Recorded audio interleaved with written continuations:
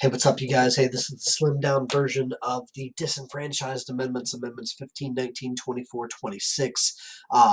Hopefully half of these, you're already good on because they're reviews. So the important thing to ask yourself, though, is if these are the disenfranchised amendments, what does it mean to be disenfranchised? And this is it.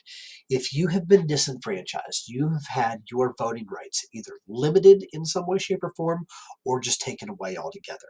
Okay, so the important thing for this grouping is to understand what group of Americans were the beneficiaries of each amendment. Okay, so 15th and 19th Amendment go here. I'm not going to have you take any other notes on it other than this.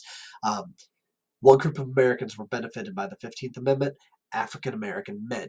Okay, remember back to the Civil War amendments, the 15th Amendment grants African American men the right to vote. 19th Amendment, what group of Americans were benefited by that? Women of all colors. Think back to the progressive era, progressive amendments 16, 17, 18, 19. 19th Amendment fixed the political and social issue of women not having the right to vote. So women were the group that were benefited there. 24th Amendment, I'm going to put a lot of stuff up here. Some of it is, not the, you don't need to know all of this, but I'm just going to put it up here just to make sure that you understand. Provision first. This bans poll taxes. The origin for this, think back to Mr. Emler's class, whenever you would have talked about like a literacy test, talked about some of those voting restrictions that were put on a lot of African Americans in the South, literacy tests, the grandfather clause, the property requirement for voting.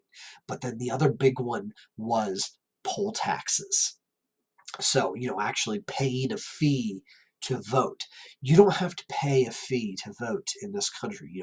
Voting is a right that you have. So, the 24th Amendment banned poll taxes. So, again, think to yourself, what group of Americans benefits by banning poll taxes?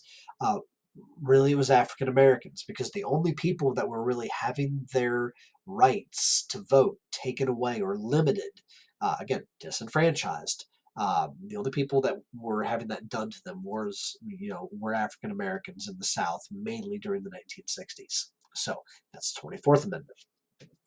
The last one in this group, again, a group of Americans that did not have the right to vote before, and now they do. Ratified 1971. Quite simply, the provision for this, now 18-year-olds have the right to vote. The origin for this is one of the easiest ones, in my personal opinion, to remember, because if you think back to the Vietnam War, what was the main issue that everybody was like so upset about? There was a lot of things to be upset about with the Vietnam War, but one of the main things was the draft. Was the Selective Service Act that required men who were 18 years old and up to register for the draft, and you could be sent 7,000 miles away to die in the jungles of Vietnam, but you were not allowed to vote for the people who were sending you there. You couldn't vote in this country until you're 21. And yet the average age of the person who was dying, in Vietnam was like a little bit over 19. So that's a problem whenever you have a huge portion of Americans who are disenfranchised. They do not have the right to vote for the people who are sending them to war. So we fixed that. We passed the 26th Amendment, saying that if you're old enough to fight, you're old enough to vote. So disenfranchised. Think about the groups that are benefited by each amendment: 15, 19, 24, 26. African Americans, women, African Americans, 18-year-olds. As always, if you guys have any questions, have any issues, either shoot me an email, come see me, and see you guys in the next one.